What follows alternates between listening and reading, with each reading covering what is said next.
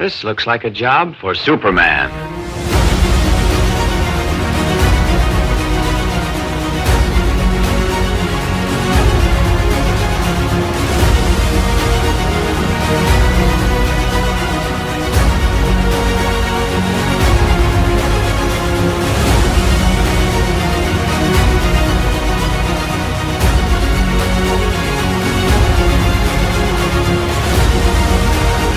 We have an intro. Yes, there we go. Love it. What'd you think? Loved it. Loved it. I thought that I think I as soon as I started working on it, I'm like, I have to start it with the original cartoon saying this is like a job for Superman. I just can't.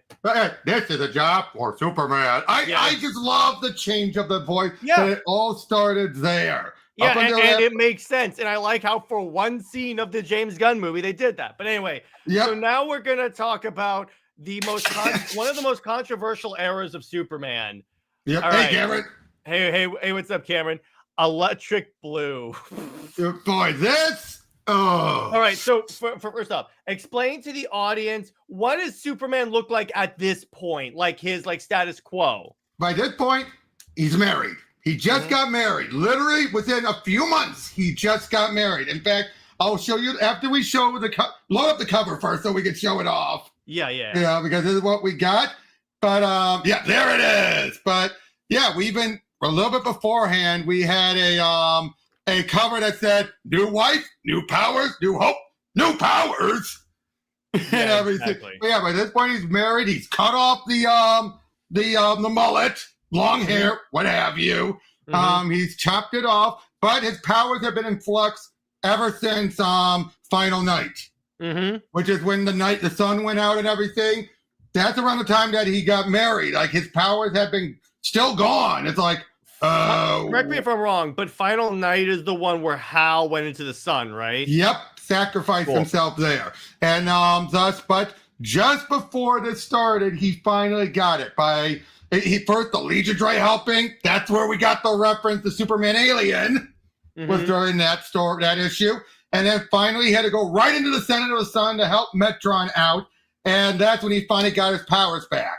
So you think, yeah, he got his powers back. And we're going to have to find out there's a bit more to it than that. Yeah, and the thing about this era, now, again...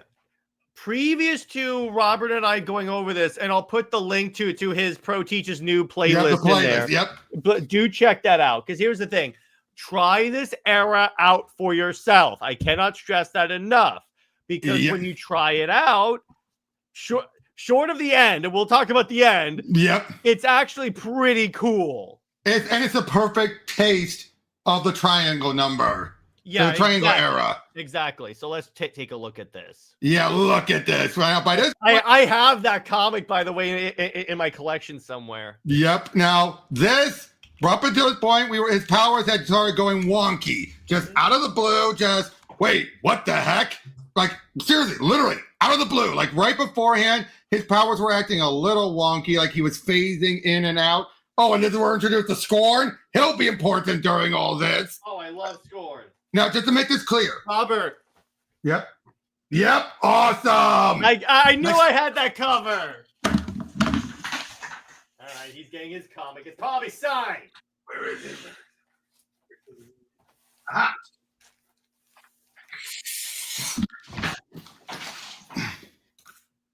And I also have the trade. I also have the trade. Yep, but Tom Grummett and Ron Friends. Okay, where's my intro? Where's the clip that I can play for this? Hey! It's all good. All good. I did meet Jurgens, but I didn't have him sign it because he was charging by that point. Okay, I see. But he has signed other stuff. But yeah, but yeah. So by this point, this is where Superman, like, not this story, but a prior story where he got pulled into Kandor. And this version of Kandor is not the Brainiac Bottle City from Krypton. This was someone named Tolos who entered the Bottle City of other aliens. Yeah.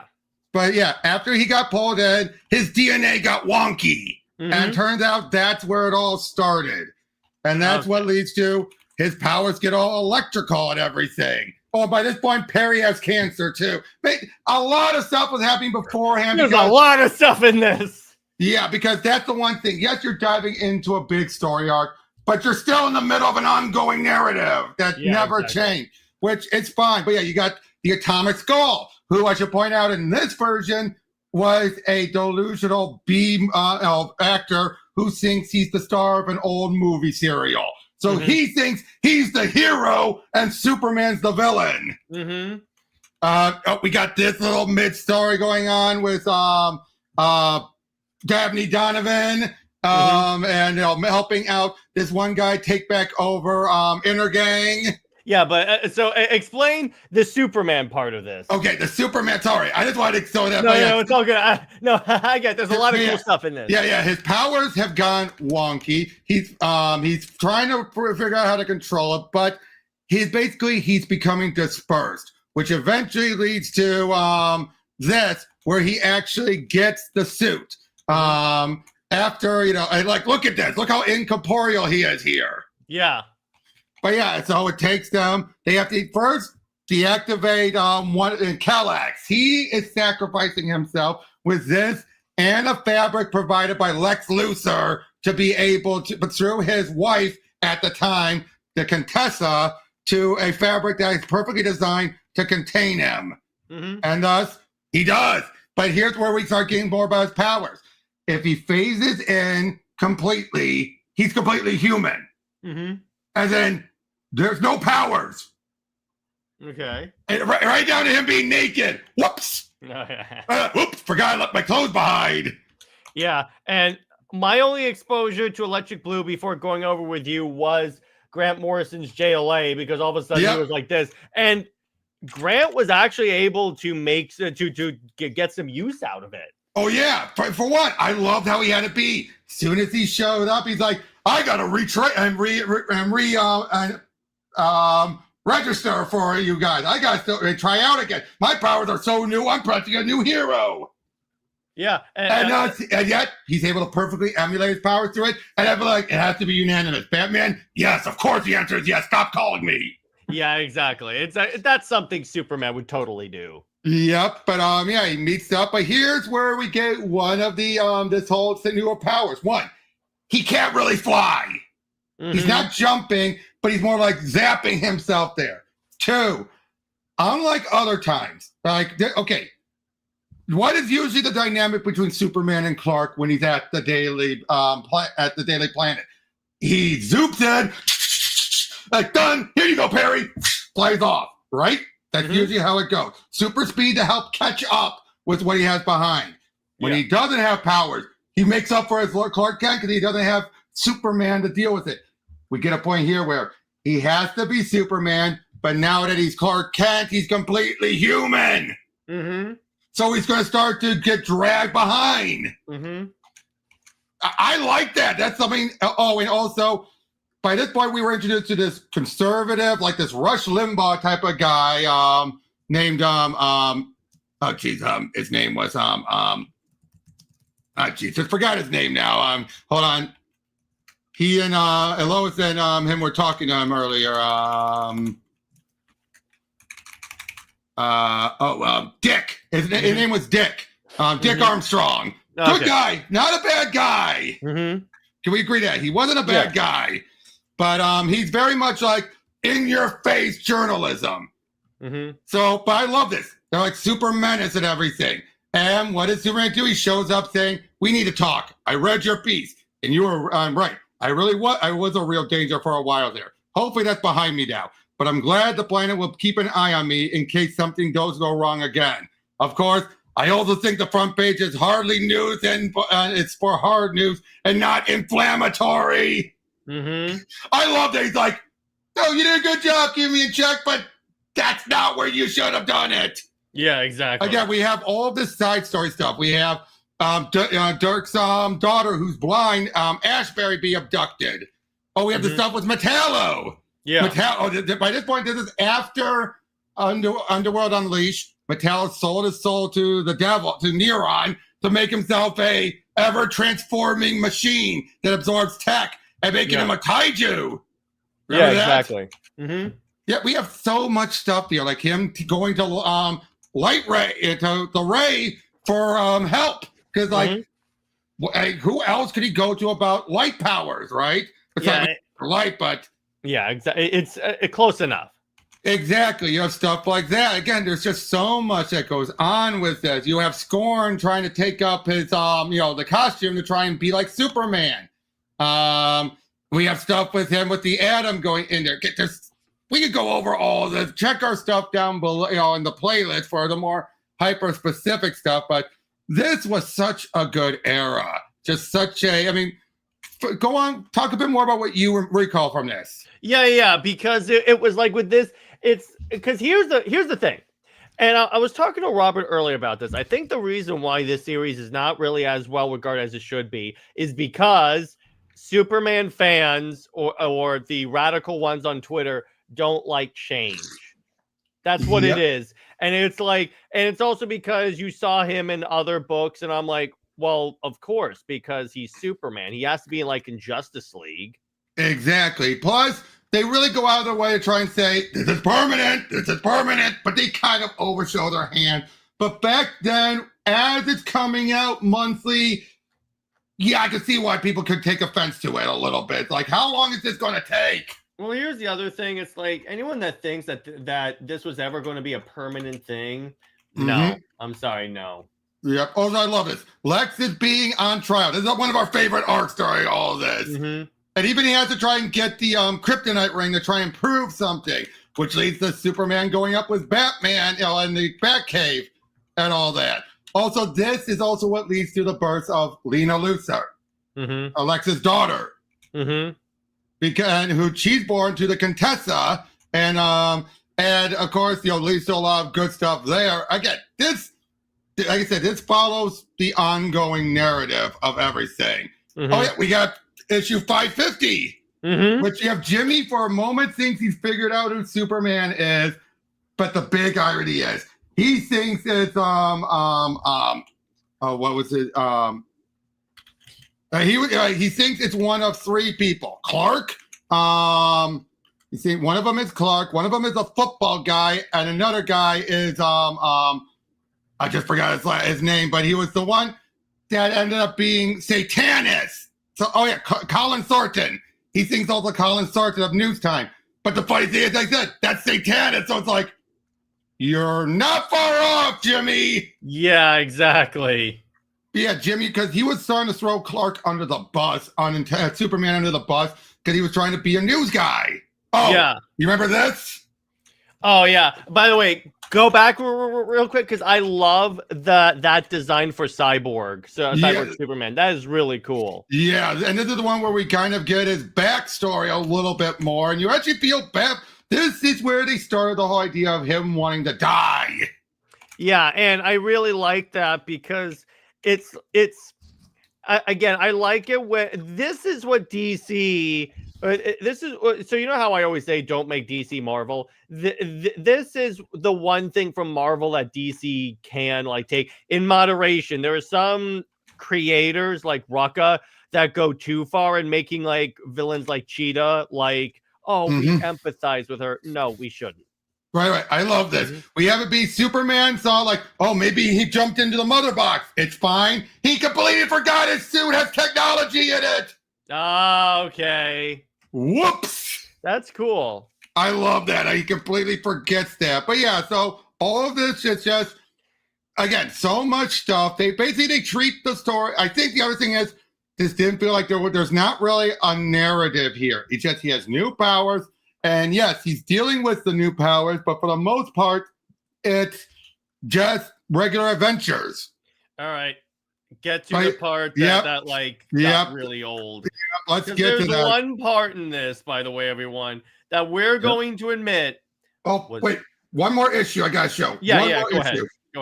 Then we could do that. And that's the issue 131, The Birth of Lena Luthor, and it's hands down one of the best Lex Luthor issues. Here we go.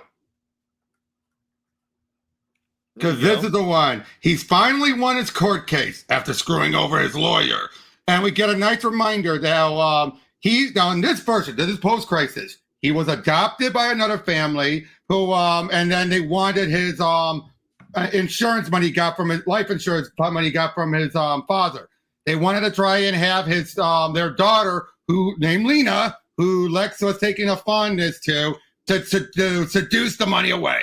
She refused, and the father killed her. Mm-hmm. So what did he do? And now also here's the other thing. Back in Man of Steel, the original mini, who else was involved in Superman's downfall? Mayor Berkowitz. Why? He deputized Superman to arrest Lex Luthor. Mm-hmm. So he gets a double dose of payback, a triple dose, because the Contessa have been screaming as well. He had, right as the Contessa's giving birth, he then puts her into a medically induced coma, taking her off the board. Then he has Mayor Berkowitz assassinated by his stepfather for the exact amount of money that he killed Lena for. And then Lex kills him. And by Cameron asks, are they still step siblings or blood related? Now they're blood related in current continuity, so that's been changed. But yeah, but seriously, this is Lex's. Like, think about it. This is the show. Lex is back, baby. Yep, that is Lex's Lex. Yep, but then we get Superman Red and Blue. This is where the hatred for this era really comes from. Yes, it really is. It really is. Hold on. Let me see if this, because they might have. Oh, they got this out of order over here. But yeah, this, they don't have the issue here, but basically, Toyman and Cyborg Superman worked together, and they ended up separating Superman, dispersing Superman's energy. But he was in such a need to get to two places at once, he split himself. Mm-hmm. And thus we got two of them. And at first, yeah, it starts to lead to some weird stuff. And Superman just thinks, all of a sudden he's a little red. But we get some definiteness on the personality. Red is cocky. Red is arrogant. Blue is a bit more traditional to a fault. He's a little more passive, in other words. Yep, and this is where they find out, all this is going on, the two Supermen. And at first, but let's just say, okay, tell everyone what I will keep holding over your head about this. Okay, so there's a scene in this where Lois loses her patience with these two because they keep arguing. That's towards the end. This is the one time where I will say these following three words, so enjoy it. Lois was right.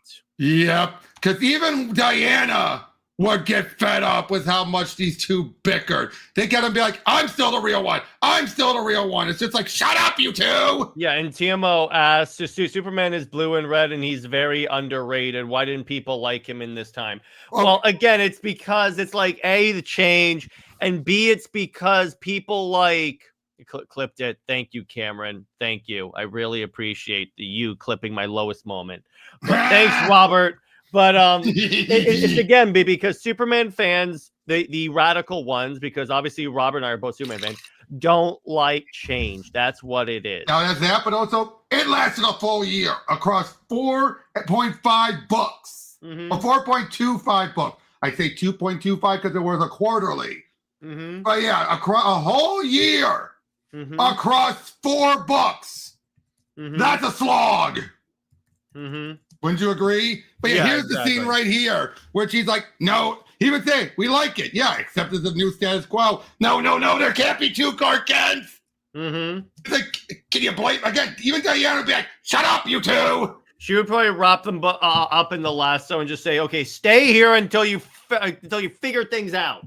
Yeah, this is when it all was started to go downhill. And then and thankfully it led into the finale, which was the Millennium Giant saga. But it got old fast. Yeah, at this point, I was like, okay, get Superman back to normal.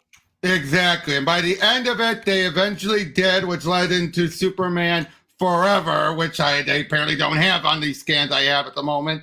But yeah, it ended with them seemingly sacrificing themselves to stop the end of the world. Mm-hmm. And then obviously they remerged, if you will. They remerged as you would. Yeah, exactly. They remerged after all of that because and then led into some other stories here and there. But yeah, basically it just led to them, like I said, yeah, like you said, remerging and everything. And It got bad towards the end. It's all Yeah, it's like they had some cool moments, and did it go on for too long? Yeah, I would say so, probably. Yeah. But it's like, again, comic book fans in general tend to treat things they don't enjoy as if it's the worst thing ever. It really do. And again, as we were going over this, I wonder what the faces. What they face doing fans. Well, yeah, they died. The 4 resurrection finally read. That is a good point, actually. Team up, because look at what was going on with Superman at that point. It was like dead 4. He's back in a black suit. Death of Clark. And then we're gonna split them in 2. Yeah, and that's the other thing. It happened right after the wedding. Yeah, so I'm like, they have a point to be like, will you stop screwing with him? Exactly. Yeah, it's like they did. Yeah, you just depowered him for a good length of time. Seriously, that lasted a decent while, the depowering. Mm-hmm. And it just felt like, okay, you just got powered back in, you're changing him.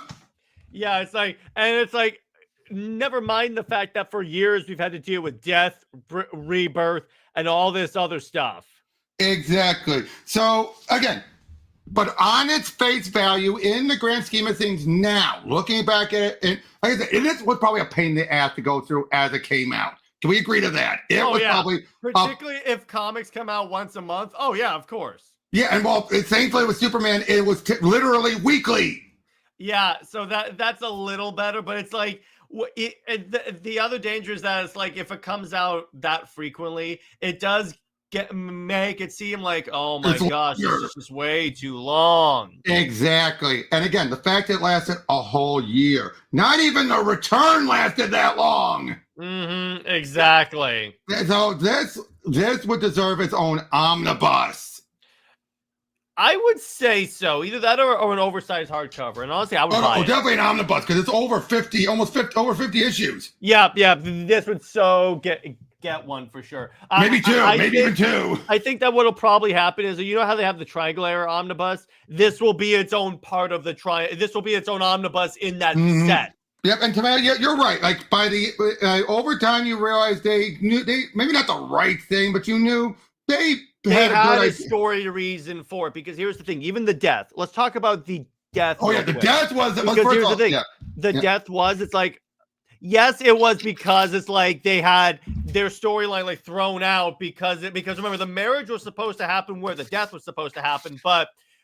We'll get into that one day when we do an entire episode on DOS, because we are definitely going to do that. But the point is, it's like they always plan things out. They always plan the next, like the year out. Yeah, and I respect the hell out of that. But it's like they were like, yeah, let's show the world what it'd be like if we didn't have Superman. I go, that's a story right there. And that's the best, because I still always will quote what Mike Carlin said. But then when they said, yeah, what's killing me? He's like, okay, wise guys, if we do, what happens next? I always love that quote. Okay, wise guys. And my favorite Carlin quote was actually in the DC documentary. He goes, people would say, I can't believe you're killing Superman.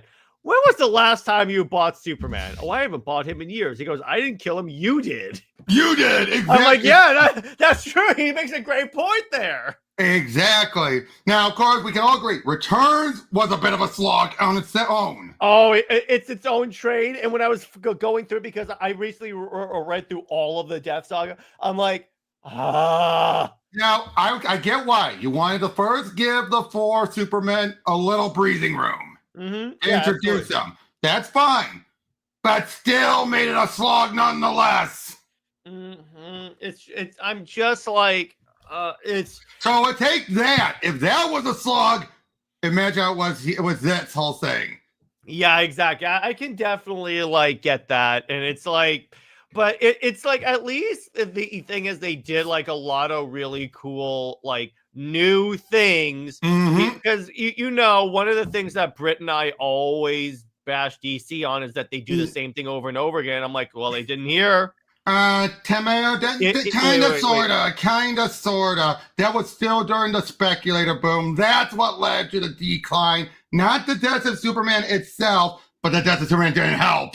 Well, no. It wasn't the death that led to it. It was the return, because everyone thought he was actually going to die. There's that Like, too. what? And but then you also had the big, all this is when they started even DC started jumping in on the whole speculator boom. Basically, and then the bubble popped, and we all know what happened there. How many people said, I'm going to buy all these books and put it in the way and then sell it for my kids for college? It's like... Comic Pop tells the story about how his parents made him buy the Death of Superman issue because they were like, this will be expensive one day. Now, it's depending on which version you get. It could, yeah, exactly. Yeah, it can. Some versions it can. Even the regular, they're like bagged up and everything. And from what I understand, those bags are not good on the books at all. Really? Yeah, from what I understand, those books are practically dissolving those bags are practically dissolving the book. Oh, but, wow, I didn't know that. Yeah, but regardless, though, you could have they're so worse at teasing, but they overprinted so many of those. Yeah, exactly. Now, the bag version of Adventures of Superman 500, which was the end of Your Funeral for a Friend, that is worth more because that's the one with the bonus pages. And everything in that. That are exclusive to that version. That's worth more than the Death issue. Now, are any of the issues in this worth anything? No. Yeah, probably not. I can tell you this: any Electric Blue isn't worth anything. No. Maybe the one where he actually does go blue. Maybe. This is the one that I actually have, the white bag. Yep, that's the Adventure 500. Yeah. So that one is actually worth something. Oh, dope. Not a lot. But it's worth more than what the cover price is. Oh, I'm sure. But it's and by you guys can go ahead and ask us any questions you have about this era. Superman. But this was a very influx era, not just for Superman, but for comics in general. Because remember, John Byrne's on Wonder Woman at this time, and then Wonder Woman dies as well. Yep, and Wade was coming towards the end of his Flash run. You had Wallace. Bro, it must have sucked to be Grant Morrison writing that Justice League book. They're like, oh yeah, Superman's blue and Diana's Hippolyta now. If this is such a bad peer rant, why have they been bringing up these events lately with Superman and John? Again, it's because it's nostalgia. It's nostalgia, and the creatives at least have been going through kind of a reevaluation, if you will, saying it wasn't that bad. Exactly. Like I think in the back extra material, I think they might reference Red and Blue or Electric Blue. I think of the new history. I think.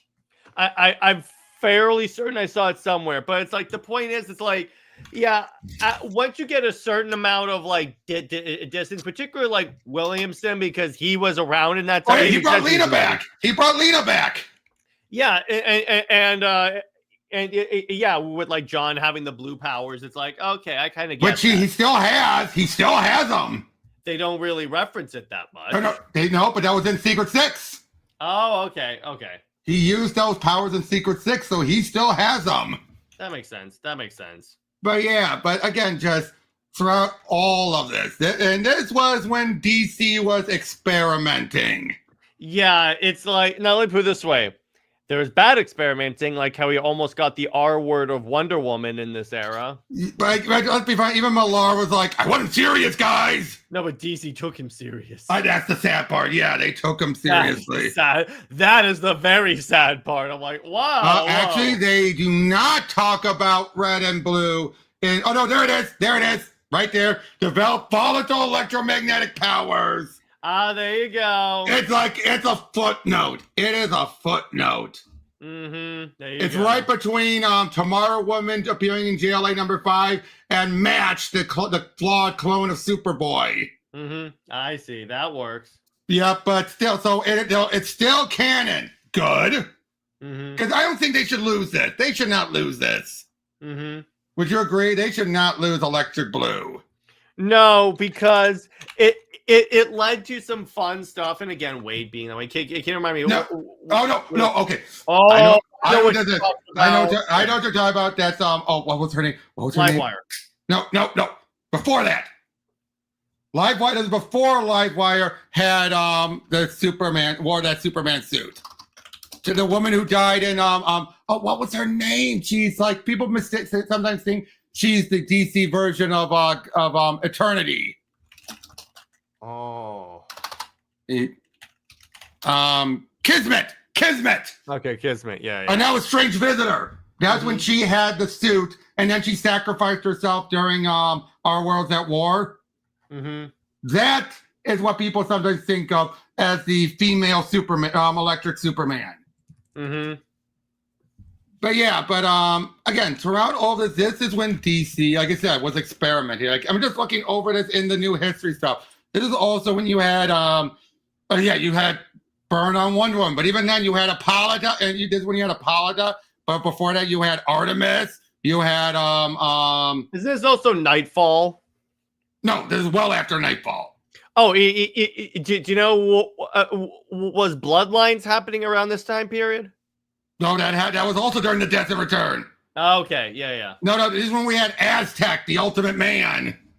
Oh yeah, Grant Morrison's original character that he shoved in the Justice League. Yep, this is when we had Aqualad become Tempest. This is when we had the Morrison JLA. Mm-hmm. I get it. This is when we had Young Justice. Okay, that makes sense. Sense. This is also around the time when we had Nightwing go to Bloodhaven. But yeah, so this was like a very experimental period of DC, and it's like, okay, it's like, look, we did the Death of Bringing Back, which in and of itself was an experiment. So they're probably like, hey, that worked. That clearly worked. Let's see what else we can do. Yep, and when they got to issue 100, said, let's do a Death of Clark Kent. But that was just such a short story. Yeah, because ultimately, again, as Robert and I have said all the time, and even Britt and I have always said, Clark Kent is part of who Superman is. Yeah, well, now the whole point of that was to give us Conduit. Okay, I see. That's the guy with the kryptonite tendrils and everything. Okay. Kenny Braverman.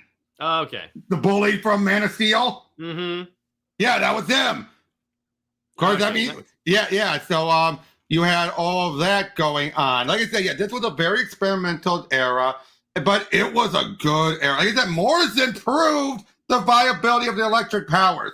Again, yeah, because he made it work. It's like as that one scene where he's like trying to like use his electric powers on the moon to like with the polarity. Which he made somebody he can't. They gave him a chance to actually have Superman move planets before they buffed him up. Yeah, exactly. And again, it's like leave it to Morrison to take an era that's like I'm sure Morrison would rather have regular Superman, but he goes, I'm stuck. Yep. I have to now that this is also a point where Superman, for legitimate reasons, was considered a menace. Mm-hmm. They actually came up with a legitimate way to have people think Superman is a menace. Yeah, exactly. Just a second.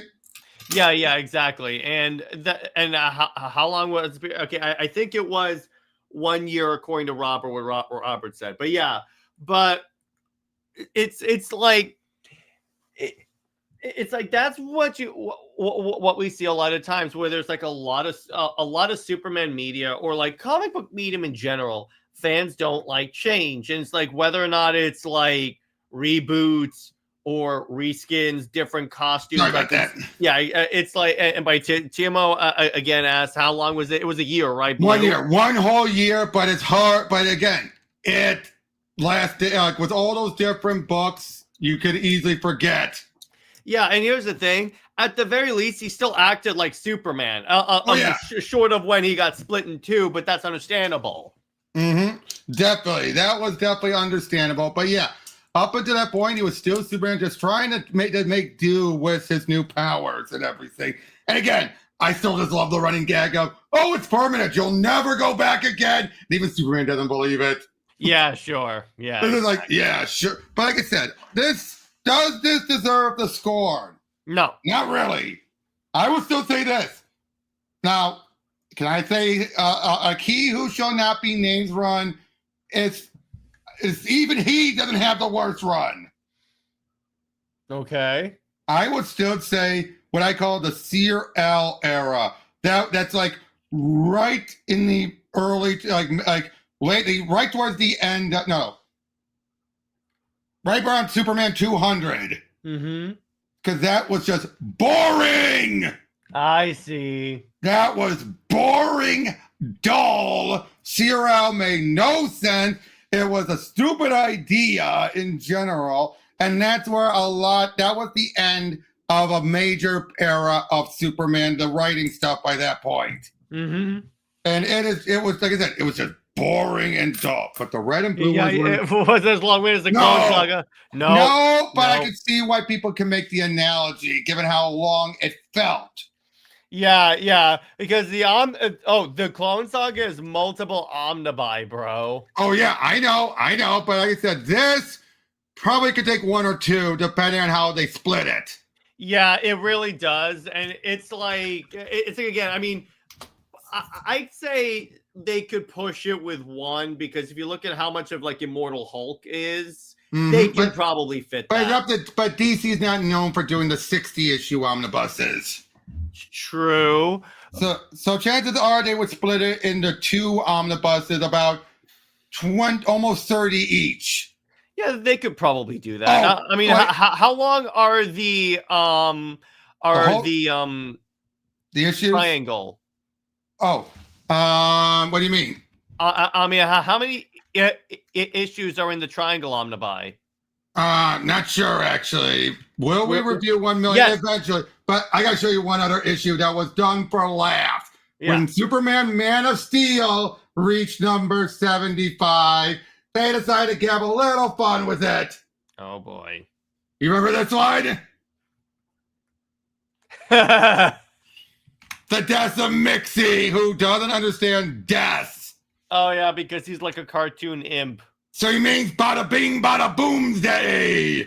And I love it. He's like, a spot there, a bony part there. Okay, maybe not there. But at the very end, they make the joke of what and about remember that green smoke that hazed around in Superman at the death? Mm-hmm. Here it says farts. But I love it also, Mike Carlin. Like, what are you, a supreme being? Don't say supreme, because they were dealing with Supreme at that point. That's good. Oh, man, yep, great. Yep, and then, Mixie, don't take this the wrong way, but why aren't you dead? Trust me, Lumpy, you don't want to know. Just hand me my pants, okay? But again, they did have little gags like that. But again, it was just such an interesting era overall. But I will say it did feel like there was no ongoing thread of a story. I think that was the other reason why. Mm-hmm. They treated it normal. Like an episodic, like Creature of the Week type of thing. Well, that's not just that, but also like, this is the norm. This is the new norm. Yeah. I think that's what made people think this was going to be permanent. Because really, there wasn't, like, it's not like someone turned them into this and we're going to reach an end game with it. It's not like that. It's not like there was some undergrowing threat throughout all of this that it's going to build up to. Well, there was the Millennium Giants, but even that was more just for the end game, not the overlying threat throughout it all. Mm-hmm. But once we got the red and blue is when things started moving a bit more. But like I said, I could see why some people felt like, what's the point here? Can we move? Mm-hmm. Can we move? Yeah, exactly. And I get, because if a storyline goes on for too long, I mean, look at the way we were with the Sovereign story. We're all like, okay, move on. This shouldn't take 19 issues. Yep. Well, let me put it this way. So it is started at triangle number 15. Okay. Then it made it up to 50, and then that was the end of the year. Then you started from 1 all the way up to 20. So hold on, let me do that. Let me do the math here. 50 minus 15 plus 55 issues, and that's not including some of the specials. Oh, wow. So that would be like 57. Mm-hmm.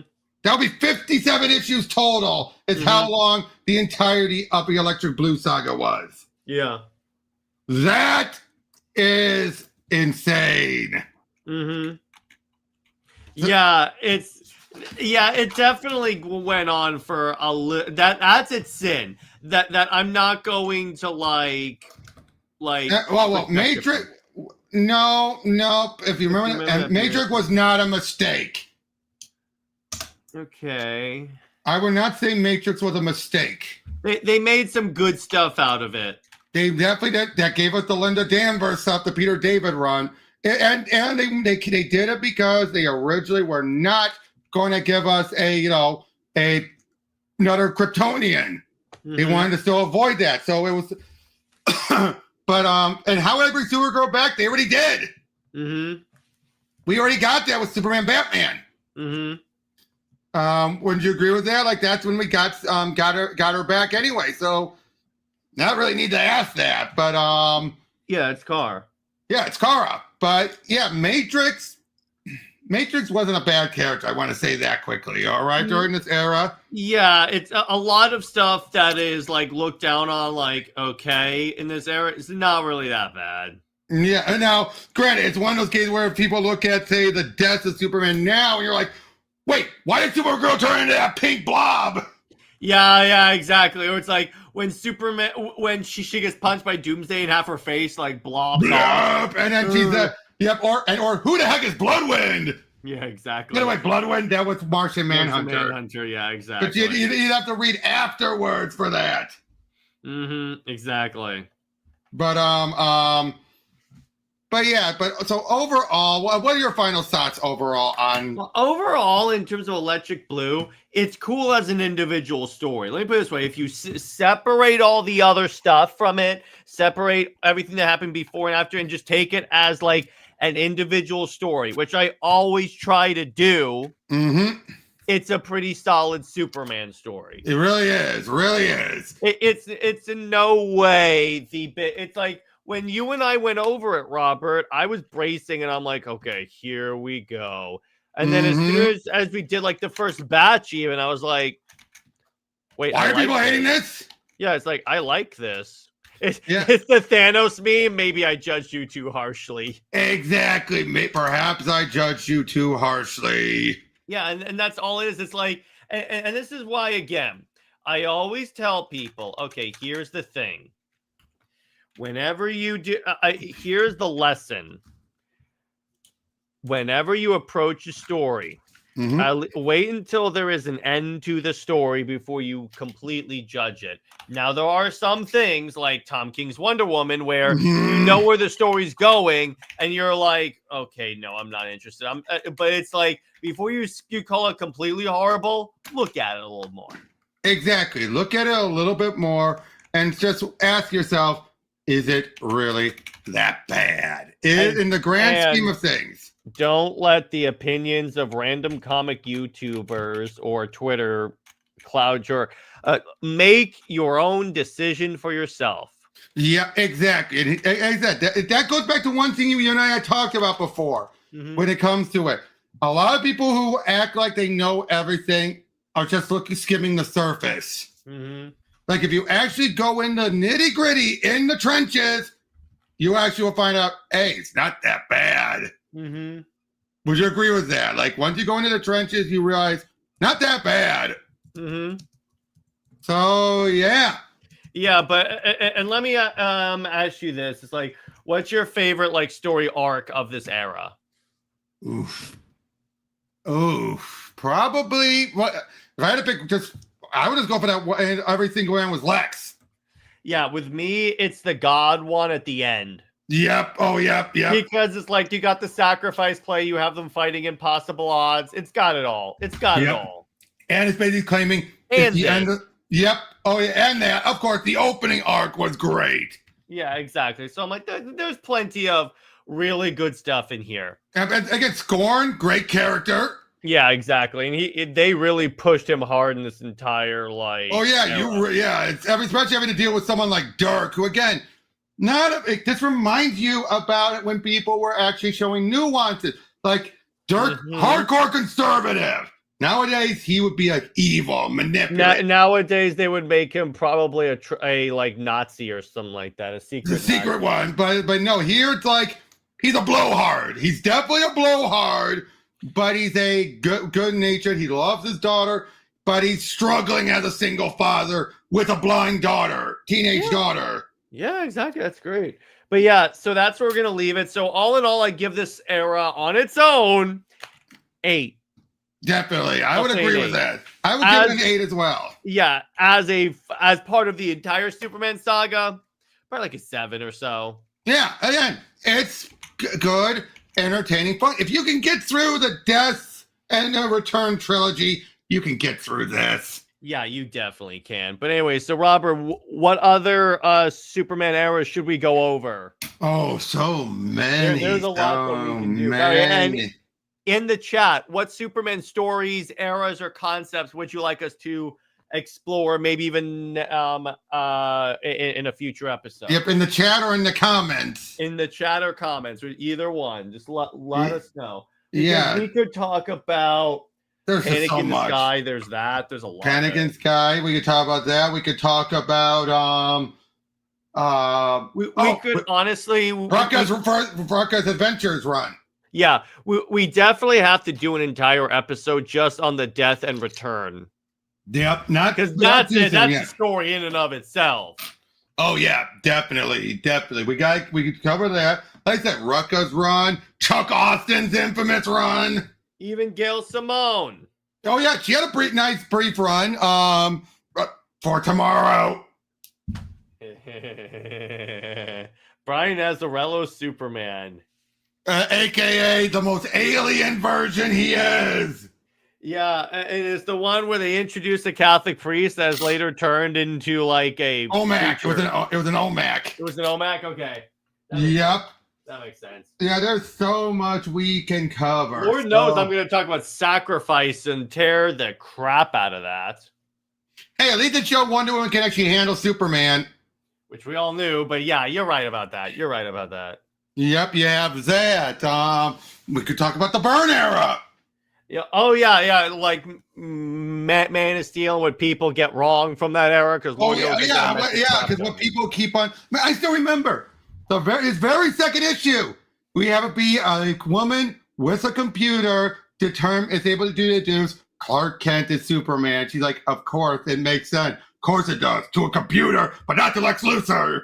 I love where Lex is that like, there's no way Superman would beat Clark Kent. That even when his computers say it, he's like, there's something wrong with my computers. Yep, exactly. And now the unfortunate thing about that woman is she got fired, started to go a little crazy, made her way to Gotham. She was going to reveal everything, and then she got and pulled into an alley, and it's implied assaulted and killed. Oh, and worded. Yep, and that's what led to Dark Knight over Metropolis. Oh, okay, I see. Because Batman thought Superman might have killed her to keep a secret. Mm-hmm. Yeah, exactly. Because it is still when Batman is this paranoid, Yeah, and so you know what I think? I think next week let's cover Superman Year One by Frank Miller. Yeah, again, like I've said it before. First book and a half, great. Second book and a half, crap. It's like, let me put it this way: the first book and the Navy SEAL portion, exactly, the good part. The Atlantis, once you get to Atlantis, it goes, and then to Metropolis. Yeah, because it's like, even here's the thing. One of the worst parts about that is the girl to girl. But with Lois, they're like girl to girl, whoop, girl to girl. Yeah, even you felt that was a disservice to her. I'm like, wait a minute, she's important. You can't she's literally given like 2 pages. Yeah, and for a moment he's just thinking about her, but it's like I'm thinking about Lois. There's Diana. Oh, come here, you Amazon guys. Well, it's not even a Diana at that point, but it feels like that, and I'm like, okay, man, come on. Yeah, I mean, like, I know Frank didn't care for her because, like, why would he want to go with why you'd want to go like Lois? Like, why? Why does he go with Wonder Woman, someone who could take him? I love Frank even more, but anyway, yeah. But anyway, so I think we're gonna leave it. So Robert, where can we find you? And what have we got coming on? By the way, yes, the playlist will be in the description. Go to the playlist down below. That'll take you to my channel. Hey Corey, sorry, we're just wrapping up. Yeah. But you can check that out. I'm starting to do some spooky games during my non-PTN days. I just did Happy Hill Homicide, and I'll be doing the sequel on Thursday. Mm-hmm. And then over the weekend, I'm going to be doing Faith, the Unholy Trinity. Yeah. And before we wrap up, you know what? for 10 minutes, let's do a super Q&A, shall we? Yeah, we still got time. Yeah, let's do that. Yeah, let's do that. So you guys, any questions you want about Superman, no holds barred. Yep, keep it Superman focused. Yes, Superman focused. And what's up, Corey? Robert, I'll actually ask you, what do you think is the worst Superman story of all time? Ooh. From post-crisis. From post-crisis, that's a hard one. I do think that Kal-El era would still be it. Yeah, describe the Kal-El era. That's the one where we had this one girl showing up, claims she's Superman and Lois's daughter from the future, and she's the one who came in to replace Linda Danvers, Supergirl. You had all this other time type of thing going on. Some of you think would be exciting, but it was dull. Oh, should Kandor be made big again? You want me to list how many times that's happened? Many times. New Krypton! Exactly. That I love how that's getting its own omnibus, by the way. About time! Well, it's going to be one of two. Yeah, that shows you how long that is. An era we got to cover! Oh, yeah, absolutely. I've always wanted to, first off, read and cover that era. Now, I have a follow-up question. What's your favorite issue of Absolute Superman? Of Absolute? I'll have to get back to you on that one. Mine is, I like the current one, the one that just came out because First Soul makes the Fortress of Solitude number one. Number two, I like how he basically says, so you're basically an L, Soul L, and then obviously he beats the crap out of Peacemaker. So I really enjoy that. Yep. Jason Aaron, who would have thought he would be a fantastic Superman writer? My God. The worst is still death. Wait, what? Why? Okay, here's the thing, NJ. That may have you're looking at this from 2020 of Vision.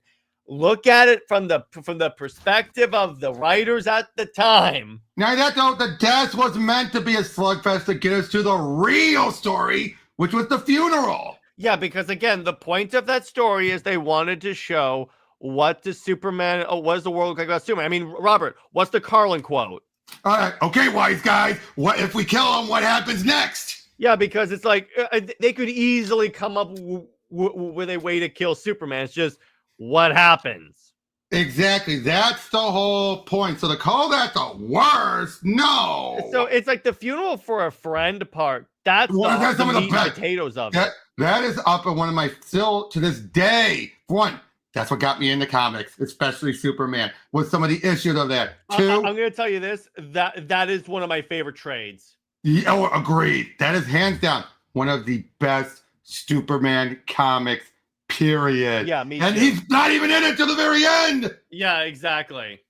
I mean, Lois, what she's had to go through, what the world has had to go through. Now, I will say one of the best Lex Luthor speeches. Gotcha! Yeah, I love that. That speech alone is one of the best Lex Luthor moments. And NJ, if you want to see a dope twist on this, read the Tales from the Dark Multiverse version of that.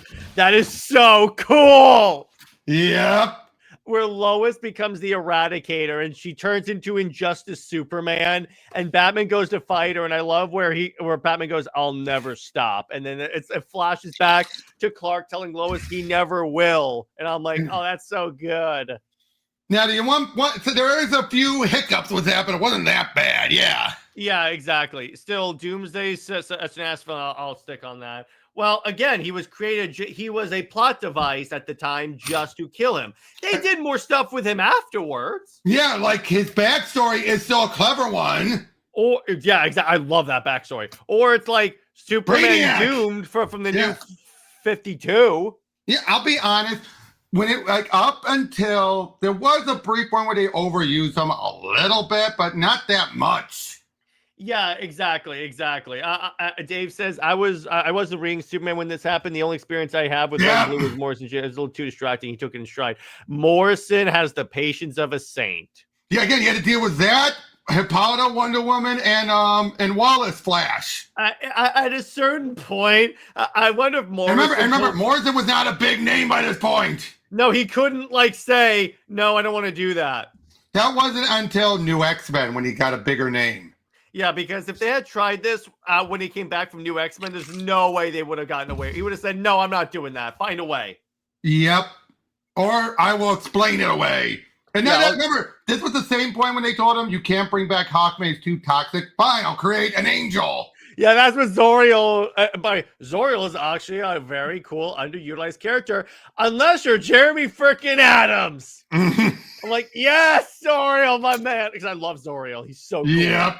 But yeah, you have that. But I mean, because I'll just say this with Doomsday I do like when handled well and not like he is a threat still. There is never going to be a chance of him never being a threat. Can we agree to that? Yeah, it's like when Doomsday shows up, even if he's not supposed to kill Superman, you know crap's about to go down. Exactly. And it's like, soon as he shows up, you're like, remember what happened in Infinite Crisis when he's right behind Dr. Psycho? You're like, oh.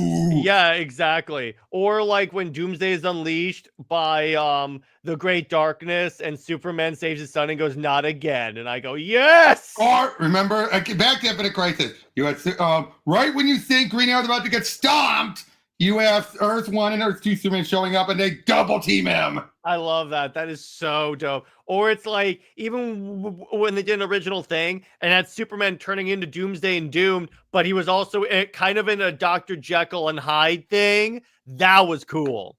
Until the end when it just didn't make much sense. Yeah, exactly. But you see, here's the thing. With Doomsday, in the hands of the right writer that understands him, you can do a lot of cool stuff with him. Exactly. Again, when Doomsday shows up, it means something. But it's like, unless it's in the DCAU where he showed up, but here's the problem with that. They gave him a brain.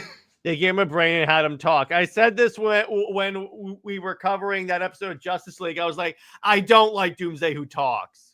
Now, I get why Loeb tried to do that at first because he thought it would make him, like Superman, like Superman can never beat Superman again because he'll be too afraid of death. Yeah, but I do like how later it was made clear he eventually evolved the intelligence away.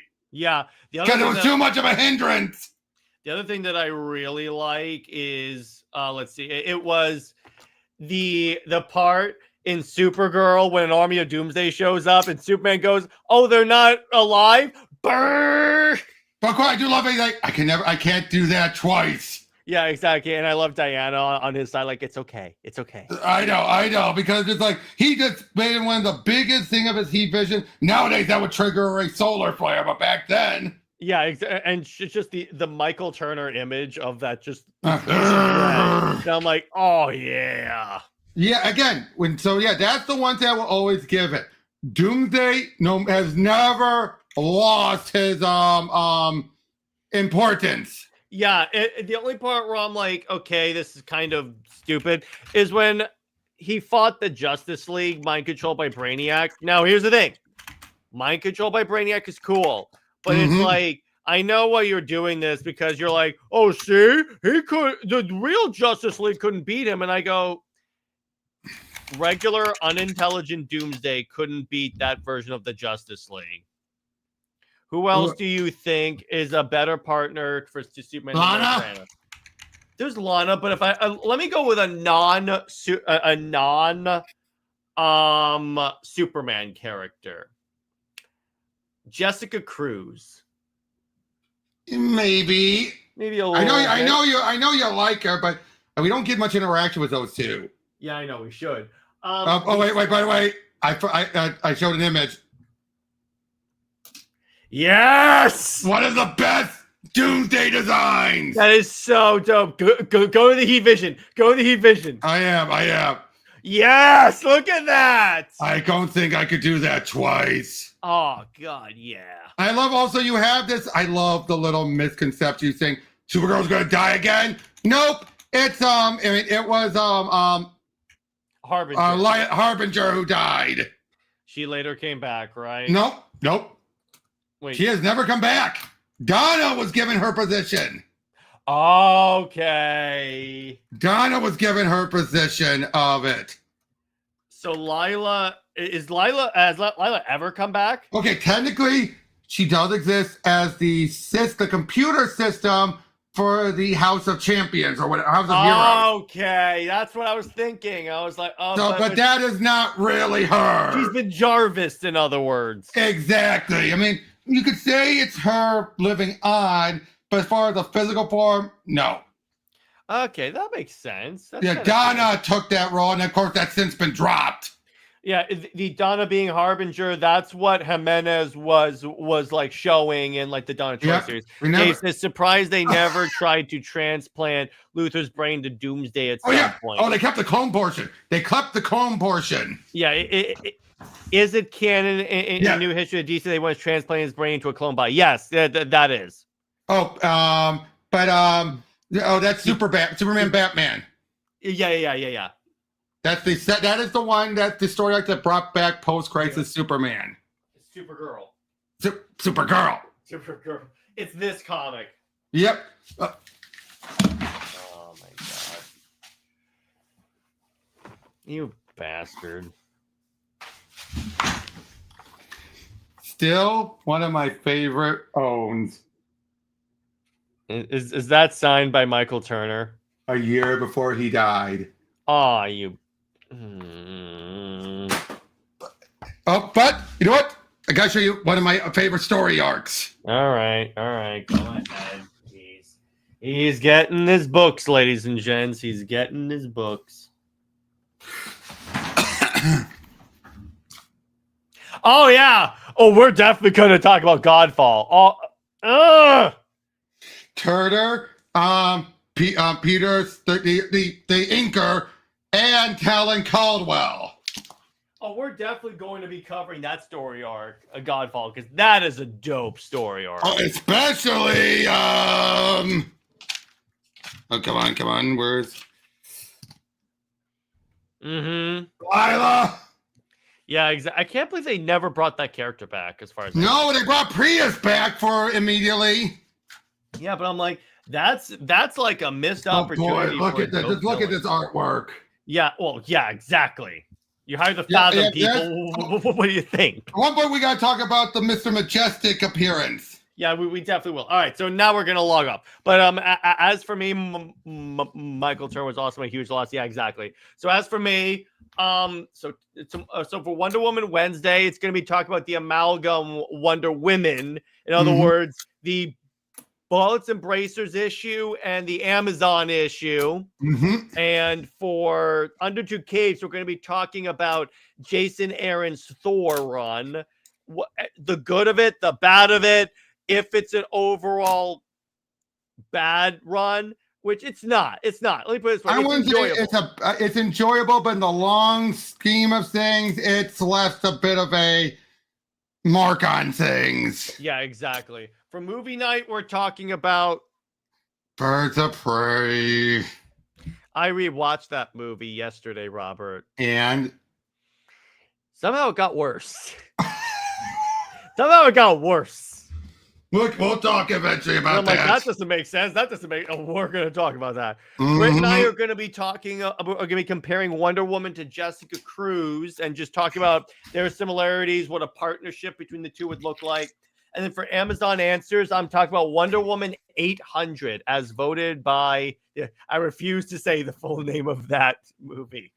I'm just going to call it the Emancipation of One Harley Quinzel. Wait, and the fantabulous emancipation of one Harley Quinzel. Emancipation. It's the only good part about that is Black Mass. Besides that, wait. When they try and do cool stuff, they screw it up later. That's very true. Some of the action, as far and not the set itself, but the action itself is good. Yeah, exactly. But anyway, so that's where we're gonna leave it. Remember, Lois Lane is Lois Lame, and Steve Trevor, Steve Never. We'll see you guys later. Bye.